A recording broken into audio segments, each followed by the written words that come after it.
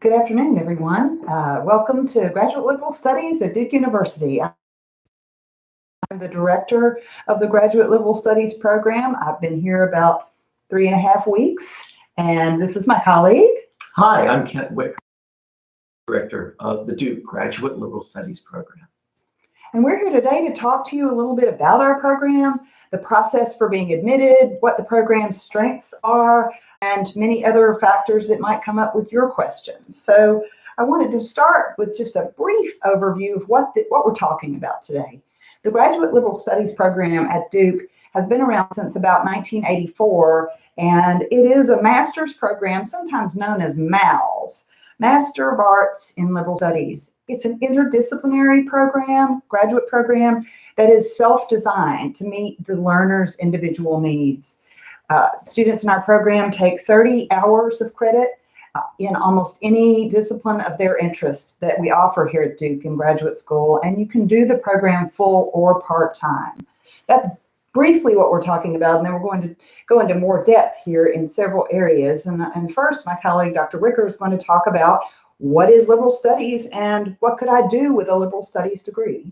Yeah, most people don't know what liberal studies is, so we're very happy to share with you what that is. Liberal studies programs basically are interdisciplinary programs that allow you to explore across many different fields, many different disciplines in academics. They tend to be master's programs like ours. The term liberal studies refers to the liberating aspect of the knowledge. This is by being interdisciplinary, you can kind of explore wherever you need to go. You are not limited by the boundaries of any particular discipline. So you can find what you find most interesting. There's not so much a specific content in liberal studies as there is an interdisciplinary approach. This can encompass the arts, the humanities, the social sciences, physical sciences, really. And here at Duke Liberal Studies, it means you can learn from every department on campus. So that's what liberal studies is. And the liberal does not mean politically liberal. It just means a liberated approach. What can you do with a liberal studies degree? Several things. First of all, it will enrich your life. And that's why many people are in our program, because they want their life to be enriched. They want to live more fully and see more meaning in their lives. And other reasons, though, are to enhance your critical thinking and writing skills, and to supplement and expand from your undergrad field. For instance, you may have taken something when you were an undergraduate that you are now discovering is too limiting for you. You want to get beyond that in your career or in your life. And a few people take our program too to explore in academics, to try to figure out what kind of doctoral program they might want to pursue, or if they want to pursue one at all. And of course, we have students that come into the program as well who have a more specific goal in some cases of something, a topic or a problem area that they want to explore in more detail, but they want to assemble approaches to that problem area from various different disciplines. So kind of environmental studies, for instance, or various historical topics that could be looked at from different angles. And so this program allows the flexibility really for the learner to design what you need in a master's program. Do we want to talk next about this specific program and what we offer in terms of our strengths? I think so. Okay. Well, so Duke GLS has been around, as I said before, since the mid-'80s. And one of the most important things that we, of course, offer is Duke University and the access to the incredible intellectual resources, amazing faculty, research library resources, professional development resources that are available here at Duke, which are just really mind-blowing. They're vast. And vast. We also offer in the GLS program a very diverse student body that could include mid-career professionals, people that are already in jobs and have a work history, but have decided now to return to school for, again, a whole plethora of individual reasons. We also have quite a few international students from Europe, from Asia, from all over the world who again are coming for all kinds of individual reasons in their own lives, and all learning together with various faculty from various disciplines.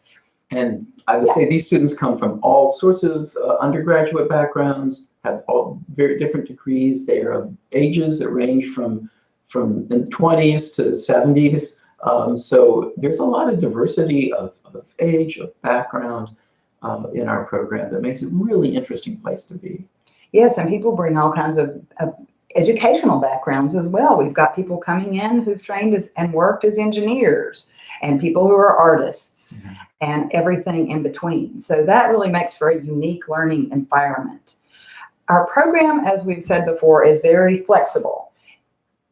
You have 3 courses that you're required to take through the liberal studies program. These are called liberal studies seminars, and we'll talk about that in a moment. But beyond that, you basically have the freedom to take 6 other courses wherever you want to across Duke's graduate offerings. That's where you're really designing your own curriculum for your own benefit. Now, that said, we have the real advantage here of having Dr. Wicker and myself, experienced scholars, teachers, academics, writers, to help guide you on your way through as you make your way through the Duke program, because this can be potentially overwhelming when you are faced with all of the riches that the university offers here. So the 2 of us are here really to provide an individualized counseling, support, academic services, introductions to other parts of the university, and everything that a student in the program might need.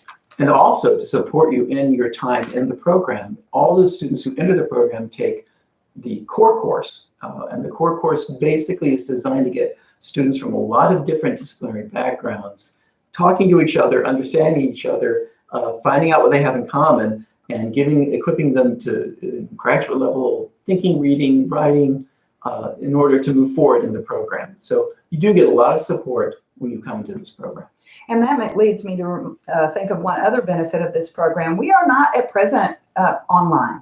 We are an in-person program. Now, that doesn't mean at some point we might not have some digital features to our program, but right now we are an in-person program that allows you to learn with a cohort that you enter with. You come through the core course with that group of other students, and then you are really working on a one-to-one basis with our faculty and your fellow students in the program.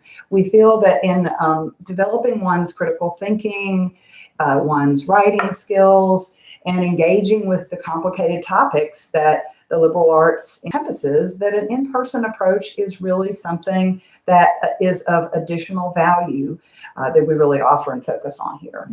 Every week in a liberal studies seminar, you will come together with students from all over the world, really, to talk about issues of timeless importance or current issues, and you will learn from that exchange, and you will grow because you will find out new perspectives along the way. That kind of in-person experience really can't be replicated online.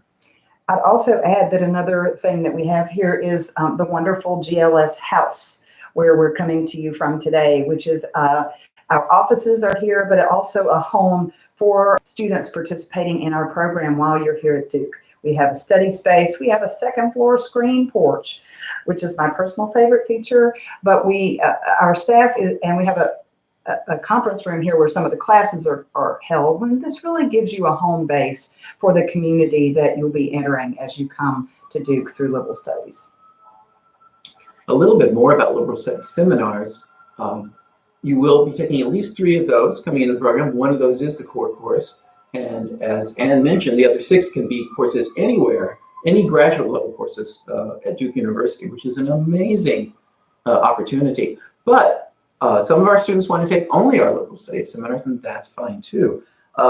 Just to give you an idea of the kind of topics that are included in the seminars, we've had seminars entitled Crime in the City, Magic, Science, and Religion, Picturing Activism, War, Myth, and Masculinity.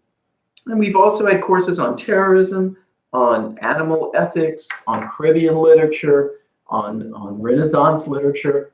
So there's a wide variety of topics in our liberal studies seminars.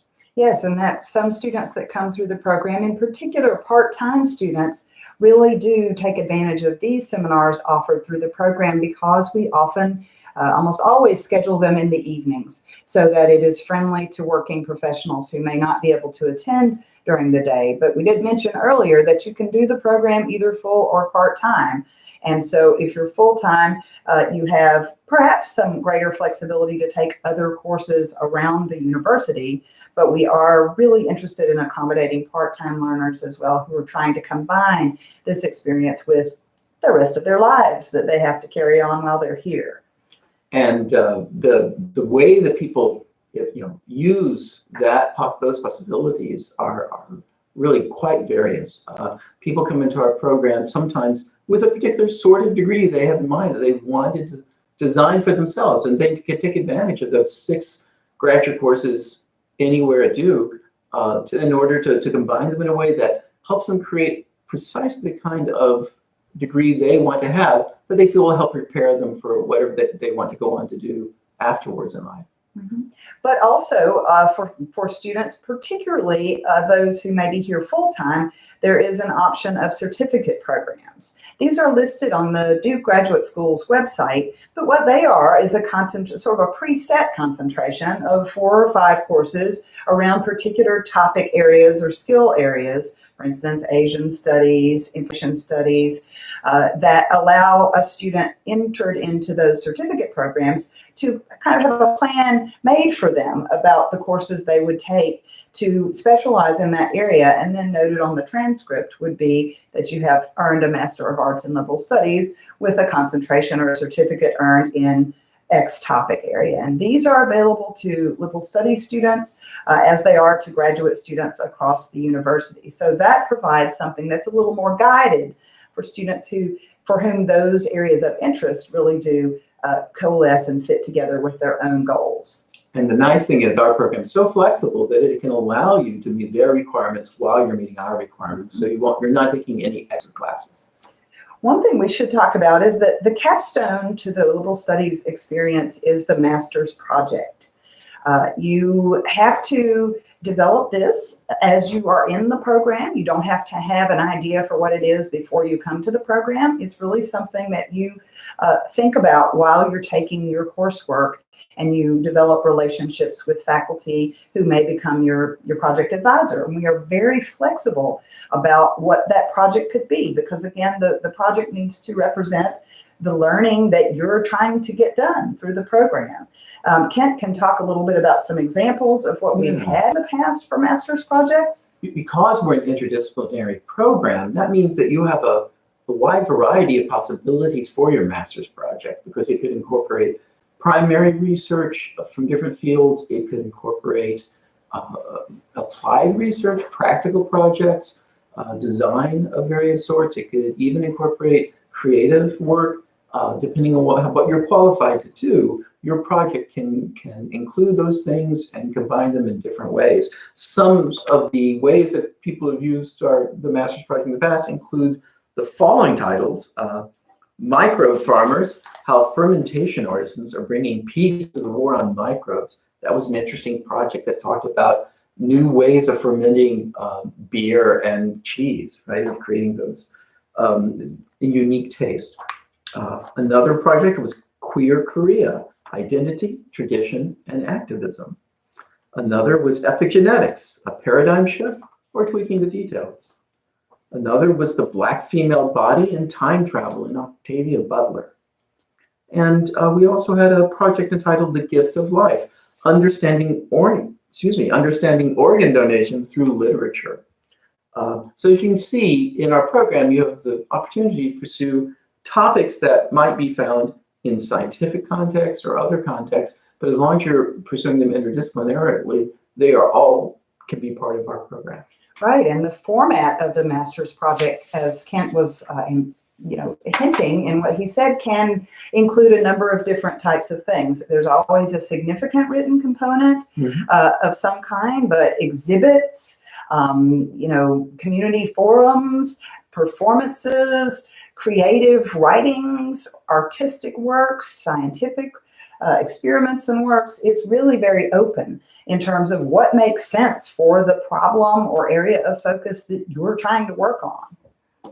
And we would always help guide you here to appropriate scholars here at Duke to advise the project. So again, it would be not just Kent or me, but any faculty member at Duke in arts and sciences typically, or in some of the professional schools who would be eligible to advise your master's project. So if you're looking around and you're like, I'm really interested in working with scholar A, B, or C, that is possible through our program. Should we move on to some practicalities? Yeah. So we wanted to cover a few things here in our last moments before we take questions about the admissions process for the GLS program. We have 2 deadlines a year. We admit students for the spring and the fall. The spring admissions deadline is coming up really soon on October 1st, and the fall admissions deadline will be on January 31st. These are detailed on our website. But the admissions process also is set up to be friendly to folks who may be at various stages of life beyond their bachelor's degree. We do not require the GRE, for instance, for admissions. I know a lot of people will probably be glad to hear that. There is a minimum GPA undergraduate of 3.2 that is set by the graduate school here at Duke. We require 2 letters of recommendation, hopefully at least 1 from an academic reference. And then there are several other documents, short essays of various sorts that are required for the application, available on our website. Do you want to talk about the application review process a little bit? Oh, sure. So once we get all the applications in, they are basically sent out to our advisory committee. And the advisory committee, all the members of the advisory committee basically interview the people who've applied to the program. If you are not in the United States or not local, we can interview you through Skype or some other web-based service. We do think the interview is important because we can get to know you that way, get a sense of who you are, because this is a pretty, very personal, individualized program. Once we've had the interviews, the advisory committee meets together and then makes the decisions on admission at that point. And then they inform the graduate school, because actually when you enter this program, you're entering the Duke graduate school. And so then typically notifications of admission. So for the people who might be applying on October 1st for a spring admission, those notifications would go out probably in November at some point. And then the January applicants applying for fall would be notified in February, early March. Yes. So you know how to make your plans for coming to be with us. We might speak a moment about cost and financial aid. This would be of concern to many. Our tuition rates and the cost to attend are described on our website at liberalstudies.duke.edu. But a 3-hour course is the basic unit of study here, and that costs $4,212 for one course in this year. That's our tuition rate. So you're multiplying that up or down, or not down, but you're multiplying that by whether you're doing it full-time or part-time, and your costs will vary on that basis. Full-time students also have to bear some other fees that are associated with full-time enrollment in the university, and those are detailed on our website. We do also offer, unlike many master's programs, financial aid. Need-based. There is a small application that you have to fill out for that, but around 75% of our students get some form of financial aid, do qualify, and we offer up to 60% tuition aid to make it affordable and possible for a wide variety of students to attend and participate in the program. So don't be put off by the sticker price for Duke. You would actually be getting, potentially be getting a lower cost for your classes. Yes, it's a little bit of a hidden gem in that regard. And for Duke employees, we might mention there is tuition assistance that's described on the Duke Employee Benefits website, but that it is possible to use your Duke employee tuition benefit to pay for participation in this program. And there have been quite a few Duke employees who have done this in the past. In fact, we're having a special information session in person here at the GLS House for Duke employees. I believe it's next week, one day on Tuesday, I believe. So look at our website if you're a Duke employee and you'd like to have a little bit more information about what that experience is like. So I think those are our formal remarks. I can't really miss anything. I think that we've covered the program pretty thoroughly. If you've got any questions, we're happy to answer them. So our colleague Lisa is checking to see if we have questions. We have just a couple of people joining us. No comments so far. Okay. But if anybody would like to ask a question. In the meantime, let me throw a question at you that we often hear.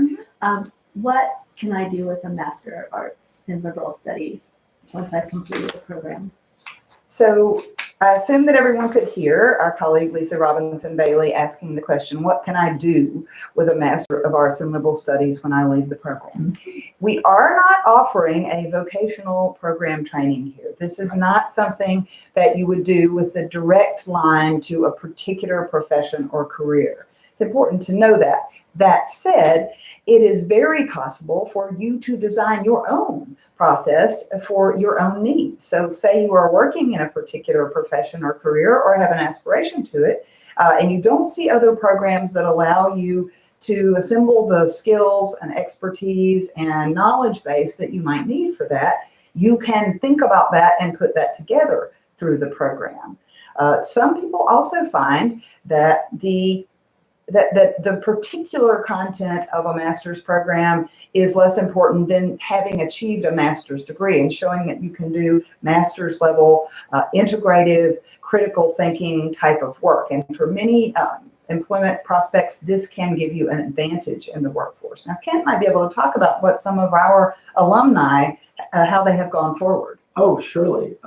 So people often come into our program because they want to enhance their current work situation. They feel like perhaps their undergrad training was fairly narrow, and they feel like they wouldn't understand the context around what they're doing. Maybe they're getting into other parts of their organization, and they just feel like they need to understand things from a different angle than they learned as an undergraduate necessarily. Sometimes people are just wanting to complement what they're doing in that way. Sometimes people are exploring entirely new fields. People use our degree to explore things they've not had a chance to explore before. And some people, many people who are in our program make career shifts. Sometimes they're very small shifts into another area. Sometimes they're fairly large. So that's often goes on with our program. A few of our students use the program, as I mentioned earlier, to think about whether they want to go further in grad school. And so they're trying to discover what field, if they went on to get a doctorate, what field would that be in? And so with our program, you can take courses in different disciplines, different departments, and you can figure out what really speaks to you that way. And again, as Anne said, I want to emphasize over and over again, we hear people, our alumni say to us, the critical thinking skills I got from the liberal studies degree and the confidence that earning that degree got me have been invaluable in my work. It's helped me sort of stand apart and be able to see, where I was and what I was doing in the context of what everyone else was doing, and gave me a certain amount of leadership ability that way. And really in this current time, the ability to think critically, to think about information that you're getting, to assess, to integrate, those are perhaps intangible skills, but very noticeable when one is in the workplace. And so I think it's important to remember that. And one final thought on that question is that when you're in the program here, you have full access to all of the professional development support that Duke offers for graduate students, including master's students and others. There is the Career Center, and the graduate school also has a robust set of programs for thinking about those matters of translating educational background into professional next steps. And that's all available to you as a GLS student as well. Yes, and there are other resources that are available. For instance, if you're an international student, we do have GLS House here that helps, tries to meet the needs of our international students and has lots of programs, very active place. We also have visa services. Duke offers someone to help coordinate visa for you. So, because that can be a very confusing thing if you've not done it before yourself. So we actually have expert advisors here who can tell you exactly what you need to be thinking of and what you need to be doing in order to maintain your visa. Lisa, are we having other questions? We don't have any other questions now. Maybe if you could just remind folks of the applications deadlines that are coming up, then. Sure thing. So since we don't have another question or two coming from out there in the ether, we'll just say for the moment that the upcoming application deadline, October 1st, this would be for spring of 2020 admission. You would start in January. And then looking farther out, you have the January 31st application deadline for fall admissions. We hope that you will contact us if you have any questions about the program. We are happy to meet with people or talk with people individually, either in person or virtually or by the phone, which we could also do if you have further questions. And of course, we invite people who are nearby here in Durham, either at Duke or otherwise locally, to look online for our 2 in-person information sessions coming up next week, Monday evening for the general public and Tuesday, the 17th, I believe, at noon for Duke employees. Thank you again for your interest. Any final comments from you, Kent? I think that the only final comment I would make is, if you have questions, go to our website, look around. You can also go to the grad school website because, again, you have access to all those resources and also to Duke University website in general to see what kinds of possibilities there are here. So with that, I guess we'll sign off for now from Duke University's Graduate Liberal Studies program. Thank you so much. Goodbye.